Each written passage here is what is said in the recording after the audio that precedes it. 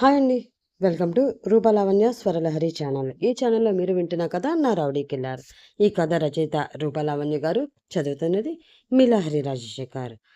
ఈ స్టోరీలో ఈ భాగం వినబోయే ముందుగా ప్రీవియస్ పార్ట్స్ ఎవరైనా మిస్ చేసి ఉంటే ముందు అవి చూడండి. అలాగే ఫస్ట్ టైం ఛానల్ చూస్తున్న వాళ్ళు మీ విలువైన అభిప్రాయాన్ని కామెంట్ రూపంలో తెలియజేసి ఛానల్‌ని సబ్స్క్రైబ్ చేసుకుని స్టోరీని లైక్ చేసి, షేర్ చేసి మీ ఆదరణని అందిస్తారని ఆశిస్తూ ఇంకా స్టోరీలోకి వెళదాం. సార్, మీరు చెప్పిన అమ్మాయినే ఫాలో అవుతున్నాం. బయటికి వచ్చింది ఆ పిల్ల. లేపేయమంటారా అని అడుగుతాడు. లేదు, దాన్ని తీసుకుని రండి. తర్వాత ఏం చేయాలో నేను చెప్తాను అని ఫోన్ పెట్టేస్తాడు ఏకాంబరం. రే, ఆ అమ్మాయిని మనం ఇప్పుడే కిడ్నాప్ చేయాలంట, రెడీగా ఉండండి అని అంటాడు ఏకాంబరం మనిషి. అయితే అన్న, ఇప్పుడే లోపలికి వెళ్దామా అని అడుగుతాడు అందులో ఒకడు. అదే ఆలోచిస్తున్నారా. ఒక పని చేయి, నువ్వు కారులోంచి కిందకి దిగు. చుట్టూ పక్కలంతా ఒకసారి చెక్ చేయి. ఎవరు మనకి అడ్డురారు అనిపిస్తే మనం ఇప్పుడే ఆ ఇంట్లోకి వెళ్ళి ఆ పిల్లని లాక్కొచ్చి ఇక్కడ నుంచి పట్టుకు వెళ్ళిపోదాం అంటాడు ఆ మనిషి. సరే అన్నా అంటూ వాడు కారులోంచి కిందకి దిగి ఒకసారి ఆ వీధి మొత్తం తిరుగుతాడు. కానీ అక్కడే చెట్టు దగ్గర కారులో ఉన్న శ్రీను మనుషుల్ని చూడడు. మళ్ళీ వచ్చి, అన్నా, ఇక్కడ ఎవరూ లేరు, ఇదే మనకి మంచి టైం, మళ్ళీ లేట్ అయితే ఆ శ్రీను వచ్చేస్తాడు, రా అన్నా వెళ్దాం అనగానే మొత్తం ఆరుగురు దిగి ఫాస్ట్గా దివ్య వాళ్ళ ఇంట్లోకి వెళ్తారు. అదంతా శ్రీను మనుషులు చూసి వాళ్ళు కూడా గన్స్ పట్టుకుని అక్కడికే పరుగు పెడతారు. కరెక్ట్గా అదే టైంకి శ్రీను కూడా తన మనుషులతో వచ్చి ఆ ఇంటి ముందు దిగేసరికి లోపల నుంచి గొడవ గొడవగా వినిపిస్తూ ఉంటుంది. శ్రీను కంగారుగా తన మనుషులతో లోపలికి వెళ్ళేసరికి ఏకాంబరం మనుషులందరినీ తన మనుషులు కొడుతూ ఉంటారు. తనతో వచ్చిన వాళ్ళు కూడా ఏకాంబరం మనుషుల్ని కొట్టేసరికి వాళ్ళు ఈజీగా దొరికిపోతారు. వాళ్ళ కాళ్ళు చేతులు కట్టేశాక, వీళ్ళని జాగ్రత్తగా మన ప్లేస్లో ఉంచండి, నేను చెప్పేంత వరకు వీళ్ళు ఎక్కడ ఉన్నారో ఎవరికీ తెలియకూడదు అని ఆర్డర్ వేస్తాడు శ్రీను. అలాగే అన్న అంటూ శ్రీను మనుషులు ఆ ఆరుగురిని కొట్టుకుంటూ అక్కడి నుంచి తీసుకువెళ్ళిపోతారు. అమ్ము అప్పటికే పూర్తిగా భయపడిపోయి శ్రీనుని ఫాస్ట్గా వచ్చి హక్ చేసుకుంటుంది. అదంతా చూసేసరికి దివ్య వాళ్ళమ్మ షాక్ అయ్యి వాళ్ళకి చిన్న ఫ్యాక్షన్ మూవీ వాళ్ళ ఇంట్లో చూసినట్లు అనిపిస్తుంది. ఇద్దరు ఒక మూలకి వెళ్ళి కూర్చుండిపోయి భయంతో అందరినీ చూస్తూ ఉంటారు. బాబు, ఏంటి ఇదంతా అంటూ దివ్య వాళ్ళమ్మ కంగారుగా అమ్ముని శ్రీనుని చూస్తూ భయపడుతూ అడుగుతూ ఉంటుంది. భయపడకండమ్మా, ఏం కాదు అంటూ అమ్ముని కూడా అక్కడే కూర్చోబెట్టి, ముందు మీ అందరూ కంగారు తగ్గించుకోండి, ఎవరికి ఏ ప్రమాదం లేదు అంటాడు శ్రీను. లేచి మెల్లిగా వస్తూ, అసలు మీరంతా ఎవరు, వాళ్ళెందుకు అమ్ముని కిడ్నాప్ చేయబోయారు అని అడుగుతుంది దివ్య వాళ్ళమ్మ. అదంతా చెప్తాను, కానీ ముందు మీరు మాకు కొన్ని విషయాలు చెప్పాలి, ప్లీజ్ హెల్ప్ చేయండి అంటాడు శ్రీను. దివ్య వాళ్ళమ్మ ఒకరినొకరు చూసుకుని కొంచెం భయంతో అమ్మ వైపు చూస్తారు. దివ్య, తనే శ్రీను, మీకు ఏం కాదు ఆంటీ, ప్లీజ్ షారా గురించి మీకేం తెలుసో అదంతా చెప్పండి అంటుంది అమ్మ. అమ్మ, షారా పేరెంట్స్ లేరా, చనిపోయారా అని అడుగుతాడు శ్రీను. ఆవిడ భయపడుతూనే, అవును, తను చిన్నప్పుడే స్కూల్లో చదువుకుంటున్న టైంలోనే వాళ్ళిద్దరూ యాక్సిడెంట్లో చనిపోయారు, కానీ తనకి ఒక అక్క ఉంది బాబు అంటారు ఆవిడ. సరే, వాళ్ళు చనిపోయాక ఏమైందో మీరు నాకు కొంచెం చెప్తారా అని అడుగుతాడు శ్రీను. నేను అదంతా చెప్పాక మీరు షారాని చంపేస్తారా అని కొంచెం భయపడుతూ అడుగుతుంది ఆవిడ. అదేం లేదండి, కాకపోతే షారా ఒక పాపని తీసుకువచ్చి నేనే తండ్రిని అంటుంది. కానీ కాదు, డిఎన్ఏ టెస్ట్ చేయిస్తే ఖచ్చితంగా నెగిటివ్ వస్తుంది రిపోర్ట్. కానీ దానికి ముందే నేను షారా గురించి ఇంకొన్ని విషయాలు తెలుసుకోవాలి అనుకుంటున్నాను, అంతే, ఇంకేం లేదు అంటాడు. మీ వల్ల మాకు షారాకి ఏ ప్రమాదం లేదు అంటే చెప్తాను అంటూ చెప్తుంది.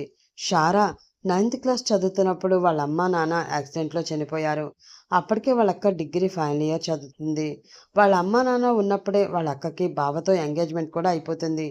నిజం చెప్పాలి అంటే షారా వాళ్ళ అమ్మా నాన్న ఉన్నప్పుడు వరకు చాలా నార్మల్గా అందరూ అమ్మాయిలాగానే ఉండేది. కానీ వాళ్ళు చనిపోయాక సడన్గా తన బిహేవియర్లో తేడా వచ్చింది. చాలా పొసెసివ్గా ఉండేది. వాళ్ళ అక్కతో ఎవరిని కలవనిచ్చేది కాదు, మాట్లాడనిచ్చేది కూడా కాదు. వాళ్ళ పేరెంట్స్ చనిపోయిన సంవత్సరానికి వాళ్ళ అక్కకి వాళ్ళ బావతో పెళ్ళయింది. ఇక అప్పటి నుంచి ప్రతి చిన్న విషయానికి, మీరు నా అక్కని నా నుంచి దూరం చేస్తున్నారు, మీరంతా ఇక్కడి నుంచి వెళ్ళిపోండి అంటూ గట్టిగా అరిచేది. ఒకరోజు అలా అరుస్తూ కళ్ళు తిరిగి పడిపోయింది. వాళ్ళు భయపడి హాస్పిటల్కి తీసుకువెళ్ళారట. అప్పుడు షారా ఏదో డిజీజ్తో బాధపడుతుంది అని చెప్పారట. నాకు వాళ్ళ అక్క అప్పట్లో ఫోన్ చేసి చెప్పింది. ఆ డిసీజ్ వల్లే అప్పుడప్పుడు షారాకి చనిపోయిన వాళ్ళ అమ్మా నాన్న కనిపించి వాళ్ళతో పిచ్చి పిచ్చిగా గాల్లోనే ఎటో చూస్తూ మాట్లాడుతూ ఉండేదట. తనకి ఎవరూ లేరని లోన్లీగా ఫీల్ అవుతూ ఎప్పుడూ అలా ఒకతే ఉంటూ మా ఇంట్లోనే ఉంటూ మా అక్కని కూడా మీరే తీసేసుకున్నారు అని కోపంలో అంటూ ఉండేది అని అప్పుడు డాక్టర్ చెప్పారట. అక్కడే ఉంటే ఇంకా ప్రమాదమని హాస్టల్లో జాయిన్ చేసి మెల్లిగా ఇంటర్ కంప్లీట్ అయ్యే వరకు ఉంచారు. వచ్చిన తర్వాత కూడా పెద్దగా మార్పు లేకపోవడంతో హాస్పిటల్లో చూపించి కౌన్సిలింగ్ ఇప్పిద్దాము అని ట్రై చేశారు. కానీ తనకి వాళ్ళు ఏదో చేయిస్తున్నారు అని తనలో తానే భయం పెట్టుకుని మా ఇంటికి పారిపోయి వచ్చేసింది. నాకేం చేయాలో తెలియక వాళ్ళ అక్క బావకి ఫోన్ చేసి పిలిపించాను. వాళ్ళు నన్ను చంపేస్తారు, నన్ను పంపించొద్దు అంటూ ఆ రోజు రాత్రంతా ఏడుస్తూనే ఉంది. పాపం వాళ్ళ అక్కకి కూడా జాలేసి కొన్ని రోజులు ఇక్కడే ఉండమని చెప్పి వెళ్ళిపోయింది. సడన్గా ఒకరోజు నేను అమెరికా వెళుతున్నాను, అక్కడే చదువుకుంటాను, ఇక్కడే ఉంటే అక్క వాళ్ళు నన్ను చంపేస్తారు అని లెటర్ రాసి ఇక్కడ నుంచి కూడా పారిపోయింది. ఆ తర్వాత షారా ఎక్కడికి వెళ్ళిందో, ఇన్ని సంవత్సరాలు ఎక్కడుందో మాకు ఎవరికీ తెలియదు. మేము కూడా బిజీలో పడి కనీసం వాళ్ళ అక్క వాళ్ళతో కూడా టచ్లో లేము. నిన్ననే సడన్గా మళ్ళీ షారాని టీవీలో చూసాం. అప్పటి నుంచి వాళ్ళకి ఫోన్ చేసినా కూడా లైన్స్ కలవడం లేదు. ఇంతే బాబు నాకు తెలిసింది అని చెప్తుంది ఆవిడ. అది విని శ్రీను, దివ్య, అమ్ము ముగ్గురు షాక్ అవుతారు. అంటే షారా ఒక హిల్యూజిలేషన్లో ఉన్నదా? తన దృష్టిలో ఇంకా వాళ్ళ అమ్మా నాన్న బ్రతికే ఉన్నారా అని అడుగుతాడు శ్రీను. అవును, దానికి కరెక్ట్గా డాక్టర్ దగ్గర కూడా చూపించలేదు. ఇంకా అలానే ఉందేమో మరి, నాకు కూడా తెలీదు అంటుంది ఆవిడ. ఇంకొక చిన్న హెల్ప్ చేయండి. ఏమీ అనుకోకుండా షారా వాళ్ళ అక్క అడ్రస్ ఇస్తారా? మేము అక్కడికి వెళ్ళి వాళ్ళని కలుస్తాం అంటాడు శ్రీను. మళ్ళీ ఆవిడ అనుమానంగా అమ్మ వైపు చూస్తుంది. ఆంటీ, నన్ను నమ్మండి, వాళ్ళెవరికీ శ్రీను వల్ల ఏ ప్రమాదం ఉండదు. నేను గ్యారంటీ. షారా గురించి తెలుసుకోవడానికి మాత్రమే వెళ్తాడు. ప్లీజ్ ఆంటీ అంటుంది అమ్మో. సరే, ఒక్క నిమిషం అంటూ లోపలికి వెళ్ళి ఒక పేపర్ తీసుకువచ్చి వాళ్ళ అడ్రస్ రాసి ఇస్తుంది ఆవిడ. శ్రీను అది తీసుకుని థ్యాంక్ యూ అని చెప్పి అమ్ముని తీసుకుని బయటికి వచ్చేస్తాడు. కుల్ఫీ, నీకు మరీ మరీ చెప్తున్నాను కదా, నాకు చెప్పకుండా బయటికి రావద్దు అని. ఒకవేళ ఎక్కడికైనా వెళ్ళాలి అంటే నన్ను పిలవమని కూడా చెప్పాను కదా. మరి ఇలా ఒక్కదానివే వచ్చేస్తే ఎలా? ఇప్పుడు టైంకి నేను వచ్చాను కాబట్టి సరిపోయింది, లేదంటే ఏమయ్యేది చెప్పు? నిన్ను అడ్డం పెట్టుకుని వాళ్ళు నాతో ఇంకా ఆడుకునేవాళ్ళు. తనులాగే వాళ్ళు నిన్ను కూడా ఏమైనా చేసి ఉంటే అంటూ ఒక్కసారిగా గట్టిగా హత్తుకుంటాడు. శ్రీను ఫీలింగ్ అమ్ముకి అర్థమవుతుంది.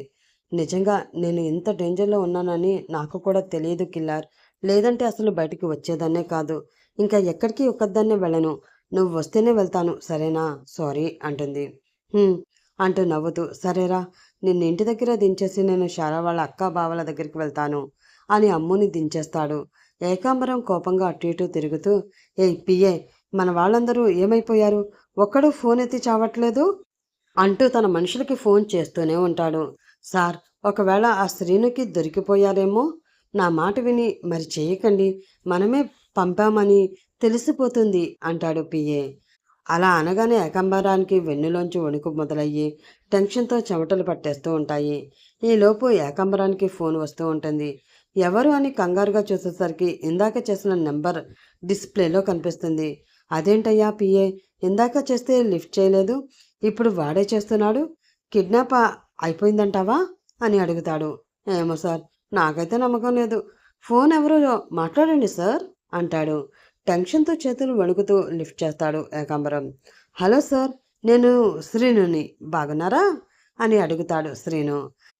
ఏకాంబరానికి ఏం మాట్లాడాలో అర్థం కాక పిచ్చోళ్ళలా చూస్తూ ఉంటాడు.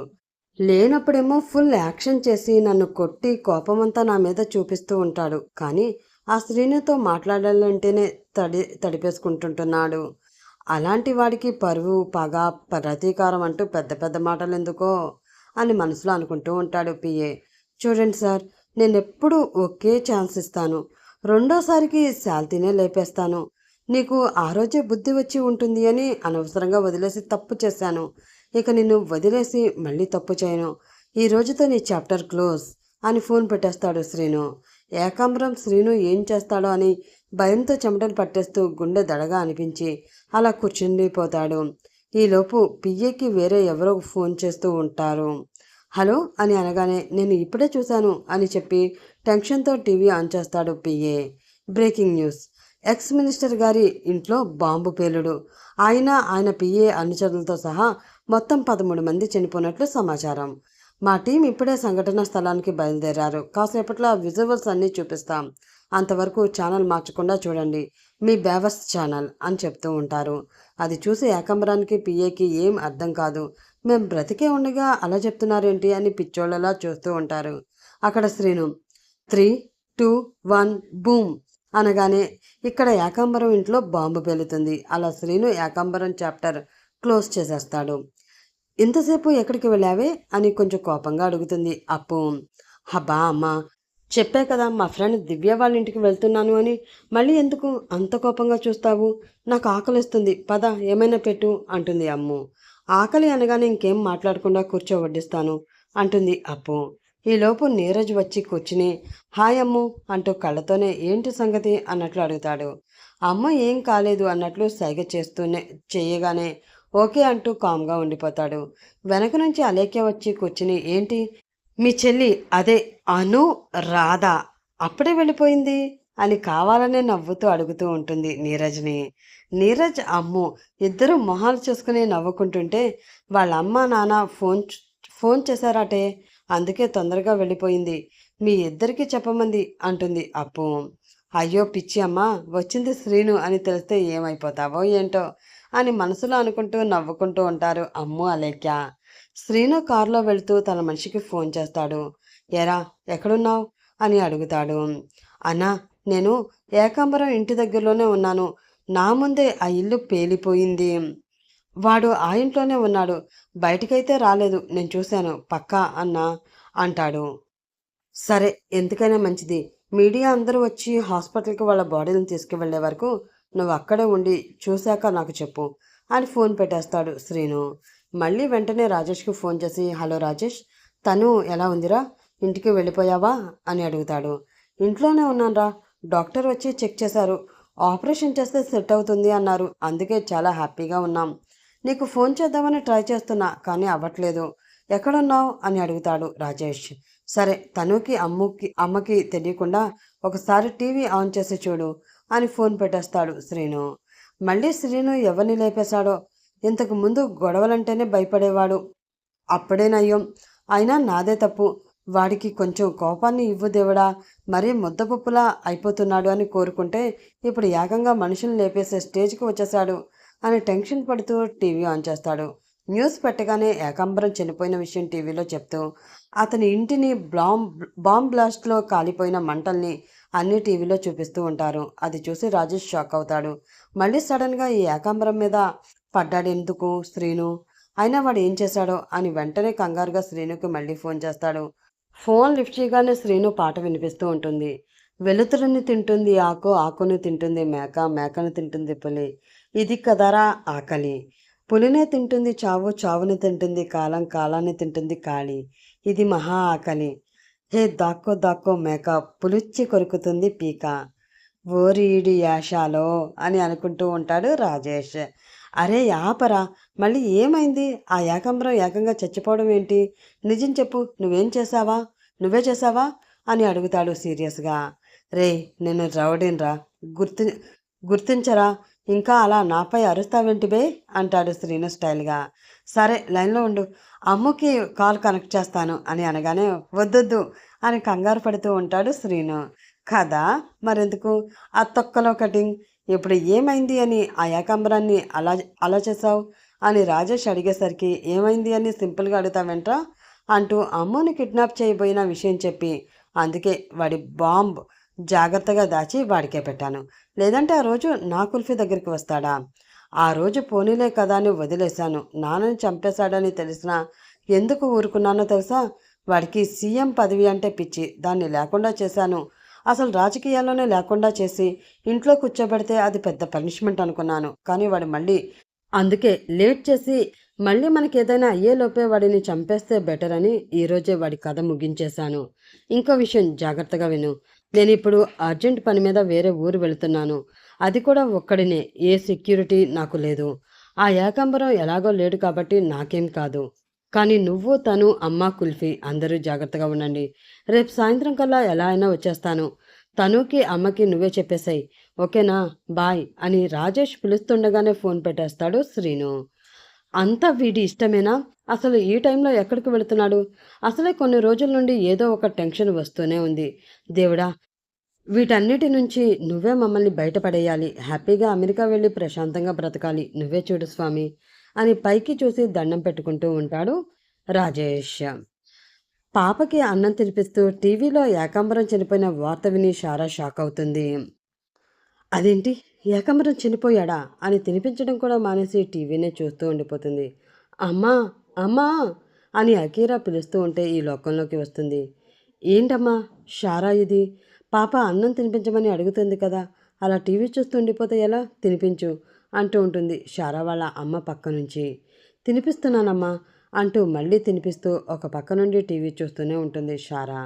ఇది ఖచ్చితంగా శ్రీను చేసిన పనే అయి ఉంటుంది అంటారు షారా వాళ్ళ నాన్న. షారా వాళ్ళ నాన్న వైపు చూసి, కానీ నాన్న, మరి ఇప్పుడు ఏం చేద్దాం? కొంచెం టెన్షన్గా ఉంది అంటుంది. టెన్షన్ ఏమీ లేదు, ముందుగా శ్రీను ఇంట్లో ఉన్నాడో లేదో కనుక్కొని, లేకపోతే మనం ఆ ఇంటికి వెళదాం. వాళ్ళ అమ్మగారికి ఎలా అయినా ఈ పాప తన మనవరాలు అని నమ్మేద్దాం. అప్పుడు ఆవిడే శ్రీనుకి చెప్పి నిన్ను పెళ్లి చేసుకోమని చెప్తుంది. వాళ్ళ అమ్మ చెప్తే శ్రీను ఖచ్చితంగా వినాల్సిందే. నువ్వేం కంగారు పడుకు అంటారు షారా వాళ్ళ నాన్న. ఖచ్చితంగా ఏదో ఒకటి చెయ్యాలి. ఇప్పటికే చాలా లేట్ అయింది. ఆ ఏకాంబరాన్ని నమ్ముకుంటూ అనవసరంగా ఆగిపోయాను అని అనుకుంటూ ఉంటుంది షారా. షారాకి వాళ్ళ అమ్మా నాన్న కనిపించడం అంతా తన హెల్యూజిలేషన్ గమనించగలరు. శ్రీను ఆ రోజు నైట్ అంతా డ్రైవ్ చేసుకుంటూ దివ్య వాళ్ళ ఇంటికి అమ్మగారు ఇచ్చిన అడ్రస్కి వస్తాడు. ఎర్లీ మార్నింగ్ అక్కడికి వెళ్ళి దగ్గరలో ఉన్న హోటల్ రూమ్ తీసుకుని ఫ్రెష్ అయ్యి మళ్ళీ వెంటనే బయలుదేరతాడు. చుట్టుపక్కల అందరినీ కనుక్కొని మెల్లిగా అడ్రస్కి వెళ్ళేసరికి ఆ ఇంట్లో ఇప్పుడు షారా వాళ్ళ అక్క వాళ్ళు ఉండరు. ఎక్స్‌క్యూజ్ మీ మీరు అని అడుగుతాడు శ్రీను. చెప్పండి అంటారు ఆ ఇంట్లో ఉన్న ఆవిడ. అది సుధాకర్ అని ఒక ఆయన ఉండేవారు. వాళ్ళ పెద్దమ్మాయి ఇక్కడ ఉంటారు అని మాకు అడ్రస్‌లో ఇచ్చారు. అందుకే వచ్చాను అని అంటాడు శ్రీను. ఓహ్! సుధాకర్ గారా? మాకు తెలుసండి. వాళ్ళకి ఇద్దరు అమ్మాయిలు. పెద్దమ్మాయి పేరు కావ్య. రెండో అమ్మాయి పేరు షారా కదా అంటుంది ఆ ఇంట్లో ఉన్న ఆవిడ. అవునండి. అదే కావ్య వాళ్ళు ఇక్కడ ఉన్నారని తెలిసింది అంటాడు శ్రీను. అదేంటండి అలా అంటారు? కావ్య వాళ్ళ ఆయన, వాళ్ళ అత్తమామలు అందరూ ఒకరోజు చనిపోయారు కదా! ఎవరో చంపేసి వాళ్ళ పాపని ఎత్తుకుపోయారు కదా! ఇప్పటికీ ఇక్కడ పోలీస్ కేసు నడుస్తుంది. కానీ ఎవరు చేశారో ఇప్పటి వరకు తెలియలేదు అంటుంది ఆవిడ. శ్రీనుకి ఒక్కసారిగా ఒళ్ళంతా జలధరిస్తుంది. ఏంటి మీరనేది? వాళ్ళంతా చనిపోయారా? కానీ ఎలా అని అడుగుతాడు. ఎవరో అప్పట్లో చంపేశారండి. ఆ తర్వాత మళ్ళీ వాళ్ళ రిలేటివ్స్ ఎవరో బ్రోకర్ ద్వారా ఇల్లు అమ్ముతామంటే మాకు తెలిసిన వాళ్ళే కాబట్టి మేమే ఇల్లు తీసుకున్నాం. 3 ఏళ్ల నుంచి ఇక్కడే ఉంటున్నాం. ఆ తర్వాత కావ్య వాళ్ళ గురించి కూడా ఎవరూ రాలేదు. మీకు ఇంకా ఏమైనా డీటెయిల్స్ కావాలంటే పోలీస్ స్టేషన్లో వెళ్ళి అడగండి అంటారు ఆవిడ. ఓకే అండి, థ్యాంక్ యూ అని శ్రీను బయటికి వచ్చేస్తాడు. వాళ్ళ పాపని ఎవరో తీసుకువెళ్ళిపోయారు అంటే ఇప్పుడు షారా దగ్గర ఉన్న పాప కావ్య వాళ్ళ పాపనా? అలా అయితే షారా ప్రెజెంట్ చాలా క్రిటికల్ స్టేజ్లో ఉంది. షారా దగ్గర నుంచి ఆ పాపని ఎలా అయినా జాగ్రత్తగా తీసుకోవాలి, లేదంటే పాపకి కూడా ప్రమాదం అని వెంటనే దగ్గరలో ఉన్న వాళ్ళని అడిగి ఆ ఊరి పోలీస్ స్టేషన్కి వెళ్తాడు శ్రీను. శ్రీను గురించి ఆల్రెడీ పోలీసులకి డిఐజీ ఫోన్ చేసి చెప్తాడు. సార్ రండి, మీకోసం ఆల్రెడీ డిఐజీ సార్ ఫోన్ చేశారు. మీరు వస్తున్నారని చెప్పండి. మీకు ఏ కేసు గురించి డీటెయిల్స్ కావాలి అని అడుగుతాడు అక్కడి ఎస్ఐ. కావ్య వాళ్ళ ఇంట్లో వాళ్ళ పేర్లు చెప్పగానే ఆ ఫైల్ తీసి చూపిస్తాడు. అది చూసి శ్రీను షాక్ అవుతాడు. సార్, వీళ్ళందరినీ ఎవరో చాలా బ్రూటల్గా మర్డర్ చేశారు. ఇది చూడండి సార్, పోస్ట్ మార్టం రిపోర్ట్. దీన్ని బట్టి మా వాళ్ళు ఆ మర్డర్ చేసిన వాళ్ళ మానసిక స్థితి ఖచ్చితంగా సరిగ్గా లేదు అని చెప్తారు. అప్పుడే వాళ్ళ పాప కూడా మిస్ అయింది. కానీ ఇంతవరకు దొరకనే లేదు. మా ఇన్వెస్టిగేషన్ కూడా ఎటువంటి ఆధారాలు దొరకలేదు. ఇది జరిగి ఇప్పటికీ 3 ఏళ్ళు అయింది. పెండింగ్ కేసుగానే ఉండిపోయింది. దీని గురించి మీకేమైనా తెలుసా అని అడుగుతాడు ఎస్ఐ. లేదు, ఇన్ఫర్మేషన్ ఇచ్చినందుకు చాలా థ్యాంక్స్ అని శ్రీను ఇంకక్కడ ఉండలేక బయటికి వచ్చేస్తాడు. ఇప్పుడు పరిస్థితి ఏంటి? నిజంగానే షారా వాళ్ళందరినీ మర్డర్ చేసి ఆ పాపను ఎత్తుకుపోయిందా? ఆమెకి నిజంగానే పిచ్చా? తెలుసుకోవాలంటే నెక్స్ట్ పార్ట్ కోసం వెయిట్ చేస్తూ ఉండండి ఫ్రెండ్స్. అలాగే ఈ పార్ట్ మీకు నచ్చితే ప్లీజ్ లైక్ చేసి, షేర్ చేసి, సబ్స్క్రైబ్ చేసుకుని సపోర్ట్ అందించండి. రేపటి ఎపిసోడ్లో మళ్ళీ కలుసుకుందాం. అప్పటి వరకు bye bye. Have a nice day.